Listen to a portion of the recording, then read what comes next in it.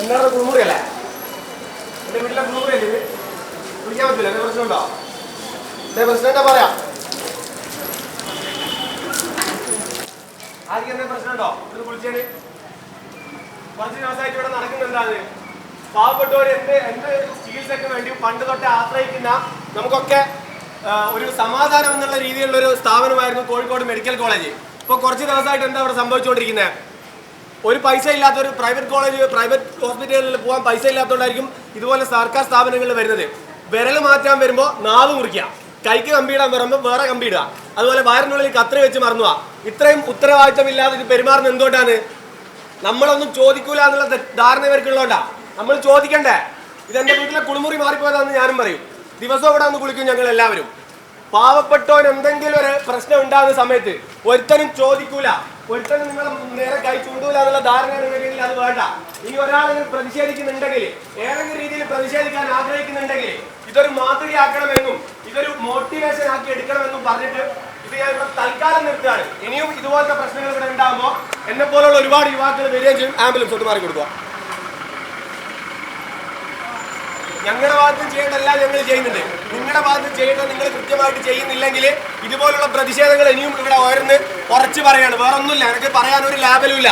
നിങ്ങളെ പോലുള്ള സാധാരണക്കാർക്ക് വേണ്ടിയാണ് ഞാനിപ്പോൾ ഇവിടെ സംസാരിക്കുന്നത്. നിങ്ങളെല്ലാവരും സംസാരിക്കൂലേ? ജസ്റ്റ് എന്നെ സപ്പോർട്ട് ചെയ്യുന്ന ആരെങ്കിലും ഒരാളെന്റെ ഒന്ന് കൈയടിക്കോ? ഒരാളെങ്കിലും ഉണ്ടെങ്കിൽ അത് മതി. Thank you. കോഴിക്കോട് മെഡിക്കൽ കോളേജിൽ മറ്റൊരു വാർത്ത റിപ്പോർട്ട് ചെയ്യാൻ വന്നപ്പോഴാണ് വ്യത്യസ്തമായൊരു പ്രതിഷേധം മെഡിക്കൽ കോളേജ് ഒപിക്ക് മുന്നിൽ കണ്ടത്. ഒരു യുവാവ് കുളിച്ചുകൊണ്ട് പ്രതിഷേധിക്കുന്ന കാഴ്ചയായിരുന്നു അത്. മെഡിക്കൽ കോളേജിൽ ഉണ്ടാകുന്ന ചികിത്സാ പിഴവിനെതിരായിരുന്നു ആ പ്രതിഷേധം. ഇപ്പോൾ സമരം നടത്തിയ യുവാവ് എന്നോടൊപ്പം ചേർന്നു. പേരും എവിടെ നിന്ന് വരുന്നു, എന്തായിരുന്നു ഇതിൻ്റെ ഉദ്ദേശം തുടങ്ങിയ കാര്യങ്ങളൊക്കെ നമുക്ക് ചോദിക്കാം. പേരെന്താണ്?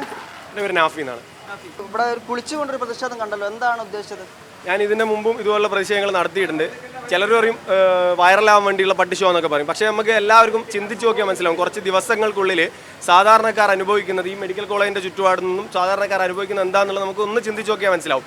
വിരൽ മാറ്റാൻ വരുമ്പോൾ നാവിന് ശസ്ത്രക്രിയ. അതിൻ്റെ കുറച്ച് ദിവസം മുമ്പ് ഒരു പെൺകുട്ടി ഓപ്പറേഷൻ ചെയ്തിട്ട് അതിൻ്റെ വയറ്റിനകത്ത് കത്രിക വെച്ച് തുന്നിക്കിട്ടുക. പിന്നെ ഒരു യുവാവിൻ്റെ കയ്യിൽ കമ്പിയിട്ടപ്പോൾ അതിൻ്റെ പൊസിഷൻ മാറിപ്പോവുക, കമ്പി മാറിപ്പോവുക, ഇങ്ങനത്തൊക്കെ പറഞ്ഞിട്ട് ഒരുപാട് അനാസ്ഥകൾ സ്ഥിരമായിട്ട് വരുന്നുണ്ട്. മിസ്റ്റേക്കുകൾ സ്വാഭാവികമാണ്, മനുഷ്യന്മാർക്ക് സംഭവിക്കും. മനുഷ്യന്മാർ തന്നെയാണ് ഡോക്ടേഴ്സ്. പക്ഷേ അത് വീണ്ടും അടുത്തിടെയുള്ള കാലഘട്ടം റീസെൻ്റ് ഇങ്ങനെ തുടർന്നുകൊണ്ടിരിക്കുന്നുണ്ടെങ്കിൽ അതിൻ്റെ അർത്ഥം ഒന്നേ ഉള്ളൂ, അനാസ്ഥ. നമ്മളാരും ചോദിക്കൂല എന്നുള്ള ഉറപ്പുള്ളതുകൊണ്ട് അത് ശ്രദ്ധയില്ലാതെ കെയർലെസ് ആയിട്ട് ഇടുന്നുണ്ടെന്നുള്ളൂ. ഈ ചോദിക്കും എന്നുള്ളതിൻ്റെ ഒരു ടോക്കൺ അഡ്വാൻസ് മാത്രമായിട്ടാണ് ഞാൻ ഇന്ന് യുവാക്കളുടെ ഒരു പ്രതിനിധിയായിട്ട് ഒറ്റയാളായിട്ട് ഇവിടെ വന്നത് ഈ ഒരു പ്രതിഷേധം ചെയ്തത്.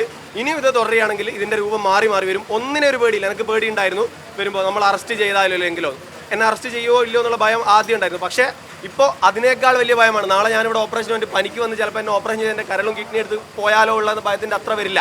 പ്രതികരിക്കും ആൾക്കാർ, അല്ലെങ്കിൽ പ്രതികരിക്കാൻ ഉദ്ദേശിക്കുന്ന ആൾക്കാർക്ക് ഒരു ധൈര്യമായിട്ട് ആ ഒരു രീതിയിൽ മാത്രം ഞാൻ ഒരു ചെറിയ പ്രതിഷേധം എന്നുള്ള രീതിയിൽ ഇവിടെ നടത്തിയതാണ്. ഇതിനിയും തുടരുകയാണെങ്കിൽ ഇതിൻ്റെ വലിയ വേർഷനുകൾ ഇനി ഉണ്ടാവും എന്നുള്ള കാര്യം ഉറപ്പാണ്. പലതരം പ്രതിഷേധങ്ങൾ നമ്മൾ കാണാറുണ്ട്. ഇപ്പോൾ ഈ മെഡിക്കൽ കോളേജിന് മുമ്പിൽ തന്നെ വന്ന് ഇങ്ങനെ കുളിച്ചുകൊണ്ടൊരു പ്രതിഷേധം, അങ്ങനെ ഒരു ഐഡിയ കിട്ടിയത് എങ്ങനെയാണ്? ഇതിന് മുമ്പ് ഞാനിത് ചെയ്തിട്ടുണ്ട്. ഒന്നാമത്തെ ഉദ്ദേശം സാധാരണക്കാർ നമ്മളെ ഇൻഫ്ലുവൻസ്ഡ് ആവും. ഞാനിപ്പോൾ ഒരു പാർട്ടീൻ്റെ ഒരു ജാഥ വിളിച്ച് 19 ആളുകൾ ഇവിടെ പോവുകയാണെന്നുണ്ടെങ്കിൽ ആരും ശ്രദ്ധിക്കില്ല, ആരും അറിയില്ല, ആരും ചിന്തിക്കില്ല. ഇപ്പോൾ ഇവിടെയുള്ള ഓരോരുത്തരും ചിന്തിക്കും, ഞാനും ഇവനെപ്പോലെ സാധാരണക്കാരനല്ലേ എന്ന് ചിന്തിക്കും.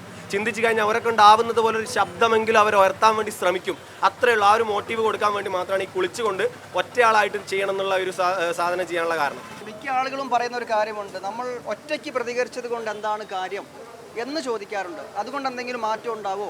അതിനുള്ള മറുപടി എന്താണ്? അനേകായിരം ഒറ്റയാളുകൾ ചേരുമ്പോഴാണ് ഒരു കൂട്ടമാവുന്നത്. ഈ ഒറ്റയാളുകൾ എല്ലാവരും ഒരു ദിവസം സംഘടിക്കും.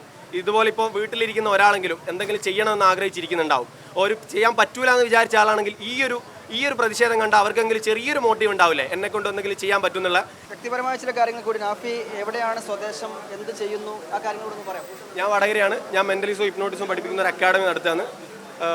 പേഴ്സണലൈസ്ഡ് ട്രെയിനിങ് കാര്യങ്ങളൊക്കെ കൊടുക്കുന്ന ഒരാളാണ്. പക്ഷേ അതും ഇതുമായിട്ടൊന്നും ഒരു ബന്ധമില്ല. ഇവിടെ വന്ന് ഞാൻ പൂർണ്ണമായിട്ടും സാധാരണക്കാരനായിട്ടാണ് ഹിപ്നോ ഹാൻഡ്സ് എന്ന് പറഞ്ഞ അക്കാഡമി നടത്തുന്നത്. ഞാൻ സൈക്കോളജിക്കലി ഇങ്ങനെയുള്ള പ്രതിഷേധങ്ങളാണ് കൂടുതൽ എഫക്ട് ചെയ്യാന്ന് കൂടി മനസ്സിലാക്കിയിട്ടാണോ? സൈക്കോളജി എന്ന് പറഞ്ഞാൽ നമുക്ക് എല്ലാവർക്കും ഒന്ന് എക്സ്പീരിയൻസ് കിട്ടി അറിയാൻ പറ്റുന്ന സാധനങ്ങളേ ഉള്ളൂ. കുറേ ആൾക്കാരുടെ അടുത്ത് പോയി സംസാരിക്കുന്ന ഒരാൾക്ക് അറിയാൻ പറ്റും ഇയാളോട് സംസാരിച്ച അയാൾ എങ്ങനെ പെരുമാറുന്നത്. അങ്ങനെയുള്ള ഒരു സൈക്കോളജി മാത്രം ഇതിലും യൂസ് ചെയ്തിട്ടുണ്ട് എന്ന് വേണമെങ്കിൽ പറയാം. ആൾക്കാർ ശ്രദ്ധിക്കും, ചിന്തിക്കും, പ്രവർത്തിക്കും. അത് മാത്രമേ ഉള്ളൂ ഉദ്ദേശം. ആ ഉദ്ദേശം നടന്നു എന്ന് തന്നെയാണ് നാഫി വിചാരിക്കുന്നത്. ഏതായാലും നമുക്കറിയാവുന്ന കാര്യമാണ്, നേരത്തെ കത്രിക മറന്നു വെച്ച ഹർഷിന എന്ന് പറയുന്ന യുവതിയുടെ ദുരിതം ഇപ്പോഴും തുടരുന്നു. നേരത്തെ കയ്യിൽ ശസ്ത്രക്രിയ നടത്താൻ വന്ന കുട്ടിയുടെ നാവിൽ ശസ്ത്രക്രിയ നടത്തിയ സംഭവം ഉണ്ടാകുന്നു. അപ്പോൾ ഇതൊക്കെ ഇവിടെ സംഭവിച്ച കാര്യങ്ങൾ തന്നെയാണ് എന്നുള്ളത് യാഥാർത്ഥ്യമാണ്. അതിനെതിരെയുള്ള പ്രതിഷേധമാണ് നാഫി കോഴിക്കോട് മെഡിക്കൽ കോളേജ് ആശുപത്രിക്ക് മുന്നിൽ നടത്തിയത്. ക്യാമറ പേഴ്സൺ ജയ്സൽ ബാബു പിലാശ്ശേരിക്കൊപ്പം മുഹമ്മദ് ഷംസീർ, മീഡിയ 1 കോഴിക്കോട്.